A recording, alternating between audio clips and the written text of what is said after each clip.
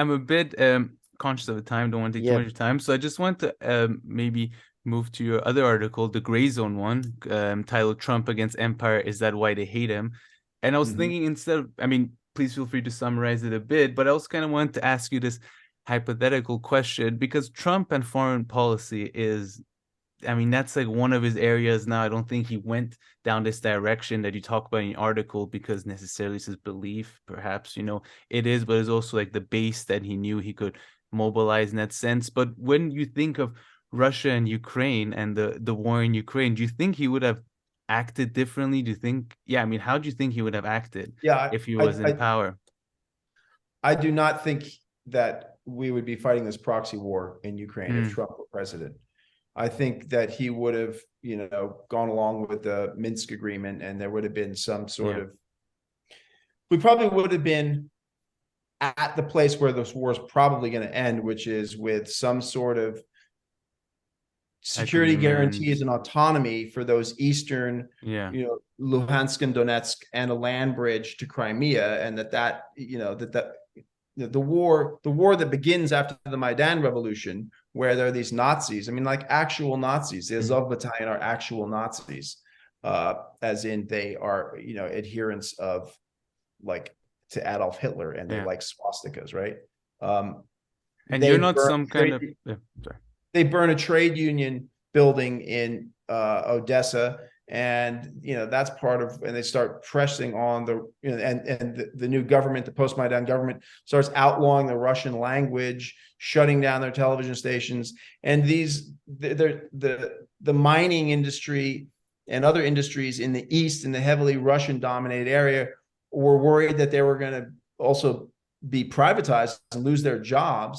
Another thing about Ukraine that is very interesting, um, that in 2000, so there was a process of land privatization in the Ukraine that then basically stopped in 2000 when there was a law passed.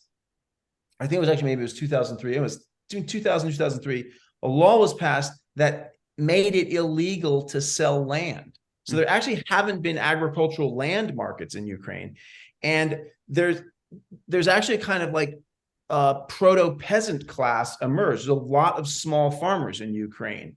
And so the breakup of interesting. the old state farms didn't, that whole process of, shock doctrine privatization was kind of arrested, and uh and national businesses and small farmers have been protected, and there's been pressure to undo that, right? So that's another threat. So because of threats to the Russian language and Russian television stations, and threat to these industries that are still state owned, and to agriculture, which is still protected by this very uncapitalist law that prevents the privatization of land, right? The Russian this Russian minority, which is a majority in the East, rebel. And there's then 8 years of war, and their cities are being shelled. The majority of people who are killed in this war are Russians. And yes, the Kremlin is assisting as best we know, but they're not throwing themselves all the way in. People also have to remember, the opposition in Russia are not a bunch of liberals, Western Mm, liberals, as the New York Times and the Washington Post would have you believe. The opposition are ultra nationalists, and they're like, you, Putin, are allowing Russian people to be wow. murdered every day by Nazis Mm, because you don't have the balls to do anything about it. And he's feeling real pressure on that. And that's the prehistory of the war. And it'll probably end with a land bridge to Crimea and the Luhansk and Donetsk autonomous, and with the security guarantee. I think that was essentially, part of what the Minsk agreements were going to do. And I do not think Trump would have gone into this war like this. And I think that because what I lay out in that article, which is that he didn't start any new wars, but mm. And you're not delusional that's about Trump. I mean, your first sentence here is Trump was ideologically incoherent and crassly transactional. And but so yeah, do you think he would have behaved differently because it would have been to his benefit, or perhaps in this case there wouldn't have been much of a benefit, maybe because just too much of the system was on the other side? kind of, I think against the war, or do you, yeah, or I mean, why would he I have think I behaved don't differently in this I case? don't we'll never know, but I don't think he Hmm. would have. I don't think we would be in this situation. And the reason is, as I lay out in the article, I mean, I wrote that article because I'd had a number of conversations with people who, on the left, who couldn't bring themselves to consider the evidence that indicates that the FBI intervened in the last presidential election, and they did this most importantly by acquiring Hunter Biden's laptop. First of all, the entire left was just like, oh, that's fake, until about 6 months ago, when the New York Times and the Washington Post finally admitted, okay, yeah, the laptops are real. This really happened. But people were like very sophisticated, very ardent leftists, just like, that's all fake. It's totally fake. Hmm. And we know that it's not fake. Hunter Biden did leave his laptop at this shop in Delaware. And the guy who owns the Mac shop was like, Hunter Biden signs the contract saying, if I don't pick this up in 6 weeks, In 6 weeks, yes, or 6 weeks. He had a 6 week. yeah, that I revert, The hell is going I on? lose ownership of it. So the guy goes into that laptop, because he's gonna whatever, like wipe it and resell it or something, because it's his property. He has documented that he attempted to contact Hunter Biden again and again and again. And he opens up and he starts realizing, he's like, whoa, this is like Hunter Biden's laptop. And like, there is, never mind the drugs and the prostitutes, there's evidence of like real corruption on that laptop. And this guy gets scared, right? He's like, whoa, like what's going to happen to me being in possession of this? And so his father brings a copy of the laptop. So to protect himself, he makes a copy, right? His father brings the laptop, or a copy of the laptop information, to the FBI in Arizona, where his father lives. The FBI reject that. They don't want the laptop. In December 2019, which is, I think, about 9 months later from when his father went and tried that, the FBI come to the shop and like, give us the laptop. They take the laptop and they hold the laptop until after the elections. Then in the spring of 2020, they start putting out stories. They start communicating with social media and the legacy media saying, hey, we think there's a Russian hacking operation underway, and there's going to be these fake news stories coming from this. It's all mixed up that it's fake, but then also sometimes it's hacked information. And they tell the media, this is Russian disinformation. Be on guard. And then it's the guy who owns the Mac shop is getting freaked out. So he's told at one point by the FBI, they say, generally nothing happens to people who keep their mouths shut about stuff like this. And he's like, whoa.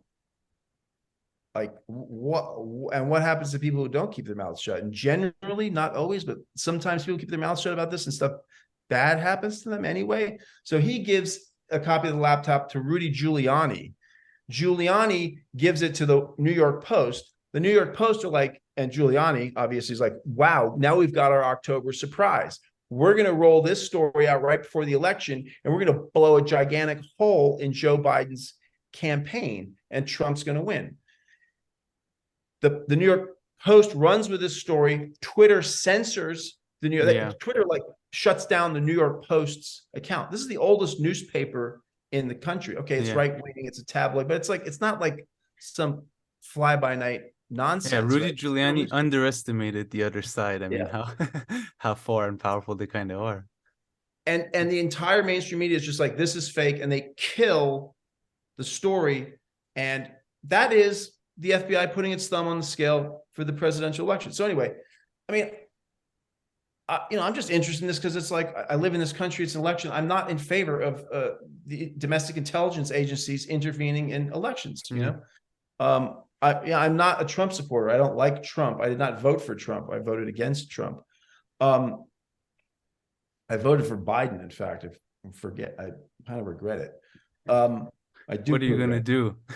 Yeah.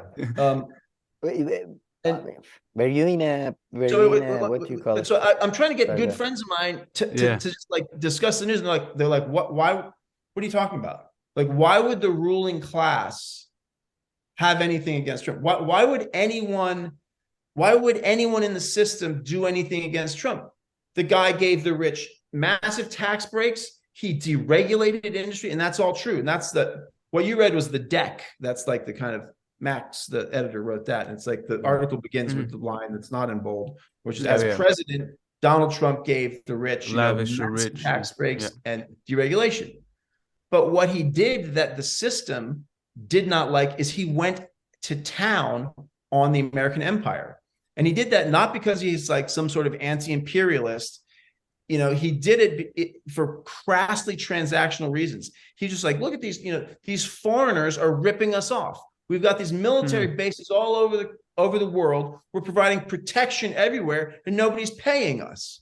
This is a ripoff. So he viewed the American empire as a poorly run security business, which is to misunderstand profoundly what the American empire is. The American empire, since 1945, at the end of World War II, is the security architecture for the reproduction of global capitalism as a whole, right? American firms have, pride of place within that, but the US is about reproducing capitalist social relations in general. And it does that through, bases, diplomacy, all sorts of stuff, right? Trump went after all of that, and he did it not because he was an anti-imperialist, and he did it not because he was a Russian agent, because he also did things that the Russians didn't like. He hated Nord Stream 2, right? Because he wanted to sell gas to Europe. He didn't want the Russians to sell gas. And that, I argue, is why they hate Trump and why they have gone after him, because he wanted he wanted to withdraw 1/3 of the troops from Germany, which is the heart of NATO. He basically wanted to destroy NATO. He wanted to withdraw. He floated the idea of withdrawing all troops from South Korea. He started by withdrawing a quarter of them. He withdrew troops from Somalia. He withdrew troops from Syria. He withdrew troops from Iraq, and he withdrew troops from Afghanistan, and he negotiated an end to the Afghan war. People who think that Trump's negotiations, or Hamid Khalilzad's, I forget Khalilzad's first name. I should know that. Spent a long time in Afghanistan, but Khalilzad negotiates this. I mean, people, because there was this horrible debacle and spectacle of basically Afghans suffering. People think, oh, the Biden ended the war. It's like, no, that Trump created the whole framework for that. The Taliban were on board with the U.S. withdrawal. The Taliban were basically protecting the U.S. withdrawal. There was a suicide bombing at the gates of Kabul airport. That was ISIS that did that. The Taliban are basically defending the U.S. as it's withdrawn. If there hadn't been that negotiated end to the war achieved by Trump, it would have been a fighting, bloody escape, right? And the reason that the withdrawal took place under Biden was because the Pentagon refused to cooperate. And so the timeline had to be extended. And all the way through, Trump's advisors were sabotaging his efforts to the point that they were even stealing documents off of his desk. One document would have, basically trashed a free trade agreement with South Korea, and that was stolen. So my argument in the piece is that, Trump, for these very crass reasons, I mean, he's a Philistine, right?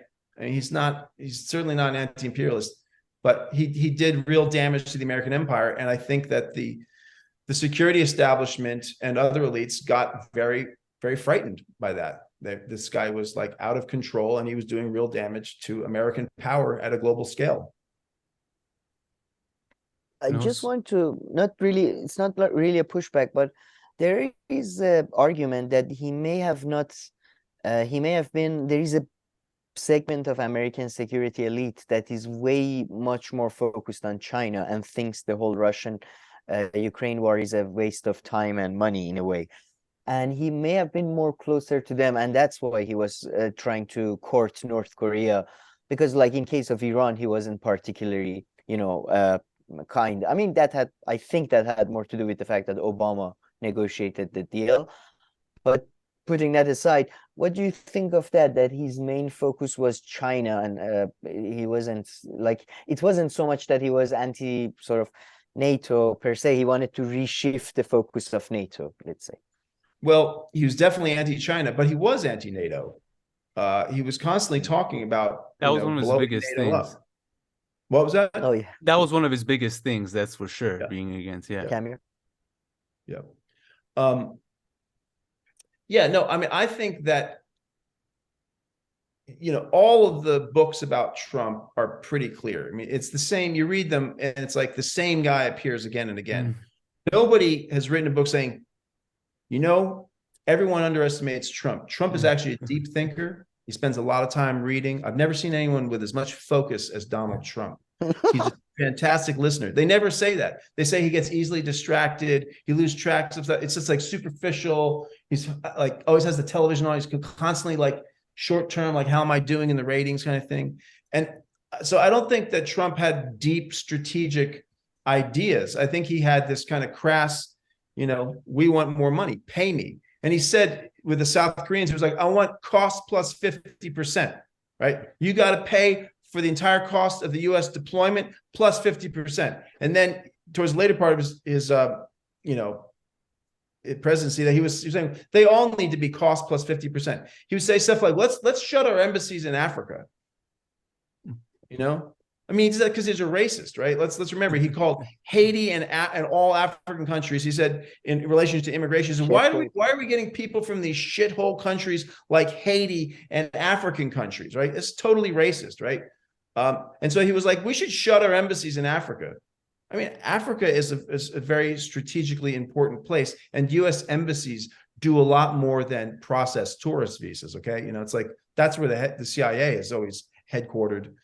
Connected to these embassies. China is moving into Africa, like AFRICOM, a separate U.S. command focused on Africa, was established to counter China. So all this stuff is like way over Trump's head. Yeah. He doesn't get this stuff. Fair enough. Yeah, 6 months into it, this I think is the perfect illustration. 6 months into his presidency, the Joint Chief of Staff, this is Joint Chiefs of Staff. This is the head of all the armed forces in the U.S. This is at that time, I think it was all male. There might have been one or two women in it, but I don't think so. So this is a group of like some of the most powerful men in the world have a meeting with Trump at the Pentagon in this famously secure room called the Tank. And they have this presentation. They're trying to talk sense into the president to explain to him what the American empire is, how it works, these trade agreements, these relationships, these bases, all of this stuff. And he's like, bored with it and annoyed, and he says, "You guys are a bunch of babies and what was it? Babies. Yeah, you guys are dopes and babies and losers who can't win wars." He says, "We've spent $7 trillion in," which is probably an overestimate, but we've spent $7 trillion in the Middle East, where and they're not sending us free oil. He says, "Where's the fucking oil?" That's what he says to their faces. I hope it's okay to swear this. You can leave that. Yep. No, and they're like, "What?" And this guy doesn't get it. And he's like, "Where's the oil? Let's go. Cost plus 50%. Come on." And that's why he went to town on it, right? So, I mean, I closed the essay by saying, he attacked the American empire in different ways and for different reasons than would left anti-imperialists and socialists, but he threatened it and he did damage to it nonetheless. And that is why I believe that the FBI put its thumb on the scale, and why there's been, a campaign against him and his supporters. I have another article coming out in Compact that gets into this further around the FBI. And it doesn't mean I like Trump, and it doesn't mean I like, the politics of his supporters, but, I'm a social scientist. I have the responsibility to think objectively about material reality and about politics, right?